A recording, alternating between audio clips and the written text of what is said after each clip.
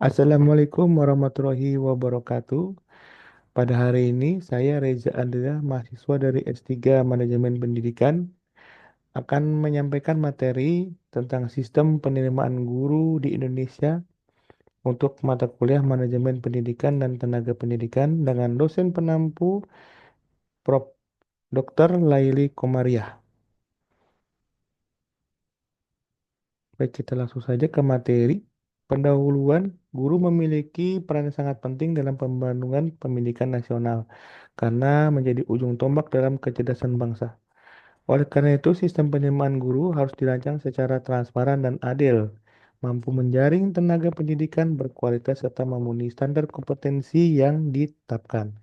Di sisi lain, tantangan besar dihadapi terutama terkait pada distribusi guru yang belum merata di mana sebagian daerah kekurangan tenaga pendidik, sementara di wilayah lain jumlahnya sangat berlebih-lebih. Landasan hukum dalam penerimaan guru yaitu adalah Undang-Undang 1945 Pasal 31 tentang Pendidikan, Undang-Undang Nomor 14 Tahun 2005 tentang Guru dan Dosen, PP Nomor 74 Tahun 2008 tentang Guru, Peraturan Menteri Pan-RB terkait seleksi aparatur sipil negara. Ada beberapa jenis status guru di Indonesia. Yang pertama yaitu adalah PNS atau pegawai negeri sipil. Yang selanjutnya adalah P3K, pegawai kontrak kementerian, dan ada pegawai honorer atau non ASN, serta guru yayasan yang ada di sekolah swasta. Untuk penerimaan guru pegawai negeri, sistemnya yaitu melewati seleksi CPNS atau calon pegawai negeri. Persyarat yang dimana harus lolos dari persyaratan administrasi, lolos karena tes kompetensi dasar atau TKD, tes kompetensi bidang TKB, serta melalui pendidikan dan latihan berupa dikat ataupun prajak. Sekarang namanya adalah latsar. Sedangkan untuk guru P3K agak sedikit berbeda dengan PNS. Tapi semuanya sama sekarang dianggap adalah sebagai ASN atau aparatur sipil negara. Pendaftaran juga sama melalui CASSN, ya, pendaftaran online, di mana ada seleksi administrasi, seleksi kompetensi, serta penempatan dan pengangkatan dan perjanjian kerja, yang biasanya dimulai dengan perjanjian kerja selama 5 tahun. Sedangkan penerimaan guru yayasan atau sekolah swasta yang di bawah yayasan, biasanya pengumuman lowongan melalui media-media online atau dari sosial media. Pengajuan berkas administrasi bisa diupload pada website sekolah ataupun diantar langsung ke sekolah. Selanjutnya yaitu ada seleksi administrasi dari sekolah, ada micro teaching, tes mengajar, ada wawancara dan penandatanganan kontrak bagi guru yang masih kontrak atau guru bukan tetap guru tetap yayasan. Dalam penerimaan guru, ada peran-peran kementerian dan lembagaan. Yang pertama yaitu adalah Kemendikbud Saintek sekarang namanya. Kalau untuk guru adalah Kemendikbud Ristek. Ada Kemenak dan Kemensos, ada Kementerian Pan-RB, ada Badan Kepegawaian Negara BKN, serta pemerintah daerah. Syarat-syarat umum untuk pendaftaran CPNS yaitu adalah warga negara Indonesia WNI, usia maksimal 35 tahun, kualifikasi akademik minimal S1 sarjana dengan pendidikan dan atau pendidikan sesuai dengan bidang pelamar serta rekomendasi jika memiliki sertifikat pendidik. Untuk tes CPNS biasanya dilakukan secara CAT atau Computer Assistant Test dari BKN Badan Kepegawaian Negara, di mana ada 3 standar untuk kelulusan yaitu adalah tes wawasan kebangsaan TWK 30 soal dengan standar kelulusan 65, tes karakteristik pribadi TKP ada 45 soal dengan standar yaitu adalah 166, dan tes intelijen umum atau TIU 30 soal dengan standar nilai 80. Jika peserta tidak melewati ambang batas tersebut, maka akan dinyatakan gugur atau tidak dapat melakukan tes selanjutnya. Selanjutnya itu adalah tes kompetensi bidang bagi setelah lulus daripada SKD tadi, yaitu ada tes psikotes, kemampuan akademik, serta wawancara. Berikut adalah standar kelulusan CPNS yang telah ada sekarang, di mana akan dihitung nilai akhir daripada SKD, SKB, dan nilai akhirnya akan dihitungkan, di mana skor daripada SKD itu adalah 40% dan SKB adalah 60%. Sedangkan undang-undang guru untuk P3K sama melalui website SSCASN, tetapi ada sedikit berbeda, yaitu adalah ada gelombang-gelombangnya, gelombang satu, gelombang dua, gelombang tiga, gelombang bagi mereka yang telah memiliki profil sebagai guru, baik itu di sekolah negeri ataupun di sekolah swasta, di mana prosesnya dimulai dari pendaftaran di website, seleksi administrasi, dan melakukan ujian, serta bagi mereka yang tidak lulus masih diberi kesempatan untuk melakukan ujian dan di gelombang berikut-berikutnya. Dengan penempatan, apabila uh, lowongan tersebut penuh pada sekolah tertentu, maka mereka dapat dilemparkan untuk pemilihan sekolah berikutnya. Berikut adalah alur dari P3K yang terjadi pada tahun 2023. Yang mana pertama, peserta itu mengikuti tes segala macam sampai dengan tes kompetensi juga, ada seleksi berkasnya, dan mereka yang memiliki sertifikat sebagai pendidik bobot nilainya lebih tinggi daripada mereka yang tidak memiliki sertifikat pendidik. Selanjutnya yaitu adalah penempatan pada sekolah yang dituju. Apabila sekolah dituju telah penuh dengan pelamar lainnya, maka mereka bisa ditambahkan ke sekolah lainnya yang masih kosong pendaftarannya. Di tahun 2024 di akhir, ya, maka penerimaan ini agak sedikit berbeda dengan tahun sebelumnya, lebih ketat. Di tahun berikutnya, tahun 2024 mereka akan diangkat langsung menjadi P3K di sekolah mereka mengajar, yang di sekolah negeri, khusus di sekolah negeri. Maka mereka yang telah mengabdi selama berbagai tahun dari sekolah tersebut akan langsung diangkat menjadi P3K guru setelah melewati proses tes maupun seleksi administrasi.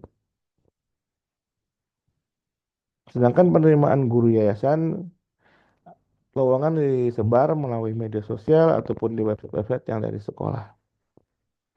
Maka pelamar dapat melamar melalui Google Form, melalui email, ataupun dapat mengantarkan langsung lamarannya ke sekolah tersebut dengan kualifikasi sesuai lowongan yang dibuka oleh sekolah. Baik itu untuk guru SD, guru TK, SMP, ataupun SMK maupun SMA atau sederajat. Yang baru yaitu adalah sekolah rakyat. Penerimaan guru sekolah rakyat berbeda dengan Kemendikbudristek, mereka di bawah dari Kementerian Sosial. Dan penerimaan gurunya bukan PNS tetapi adalah P3K. Yang mana syaratnya yaitu adalah WNI berusia 20-45 tahun bagi mereka yang telah mengabdi, tidak pernah dipenjara ataupun pidana, tidak sedang menjadi PNS lainnya, tidak terlibat dalam politik praktisi, minimal pendidikan S1, sarjana atau D4, sarjana terapan, memiliki syarat PPG, memiliki sehat jasmani dan rohani, dan bersedia ditempatkan di sekolah-sekolah rakyat di seluruh Indonesia. Pendaftarannya tidak melalui CSSN tapi melalui website Sekolah Rakyat Kemensos Go ID. Sekolah rakyat penerimaannya telah dibuka dan telah digadang oleh Presiden Prabowo untuk segera launching untuk membantu rakyat-rakyat yang kurang mampu agar dapat bersekolah dan hidup di sekolah dan mendapatkan pendidikan yang layak. Maka Kementerian Sosial yang menjadi naungan daripada sekolah rakyat. Seleksinya hampir sama seperti penerimaan guru pada umumnya, tapi melalui website daripada Kemensos. Yang baru terbaru lagi yaitu adalah Sekolah Garuda. Sekolah Garuda baru digadang-gadang oleh Wamen Prof. Stella untuk menjadi sekolah unggulan yang mana akan dilansir akan mencetak anak-anak yang siap untuk berlanjut kuliah ke luar negeri. Sehingga lulusan daripada sekolah ini diharapkan mencetak anak-anak yang mampu bersaing di dunia global. Selanjutnya yaitu adalah permasalahan penerimaan guru di Indonesia. Banyak terjadi keterbatasan formasi yang dibuka dari CPNS maupun P3K. Sehingga banyaknya guru yang ingin mendaftar tetapi tidak bisa. Maupun guru-guru yang umurnya terlewat batas sehingga juga tidak bisa mendaftar. Banyaknya guru honorer di sekolah negeri yang menyebabkan tidak bisanya pemerintah untuk mengangkat mereka semua sesuai dengan anggaran yang disediakan oleh negara. Serta distribusi yang tidak merata antara guru yang di kota maupun yang ada di daerah-daerah terpencil maupun di daerah 3T. Selanjutnya yaitu adalah masalah selanjutnya adalah masalah ketidakselarasan dan kompetensi sesuai dengan kebutuhan yaitu banyaknya guru di sekolah tersebut tetapi lowongan yang dibuka tidak sesuai dengan kompeten mereka sehingga guru yang sudah ada tidak bisa masuk ke dalam lowongan tersebut tetapi ada calon-calon guru baru yang bisa masuk ke sana sehingga akan menjadi kecemburuan sosial bagi guru-guru honor yang sudah mengabdi tetapi tidak bisa diangkat. Berikut adalah data dari data box bahwa guru honor di sekolah itu jumlahnya ada 7.000 lebih, 700.000 lebih di tahun 2022.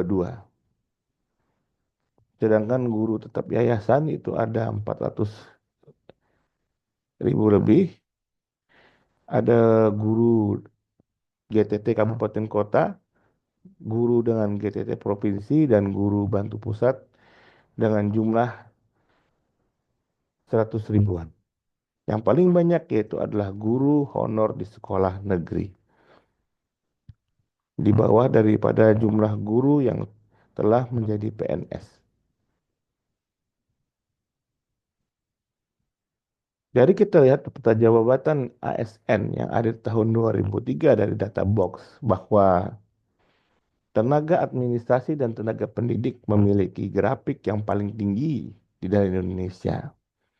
Di bawahnya daripada tenaga teknis, tenaga kesehatan, dan tenaga penyuluh. Bahwa anggaran negara sangat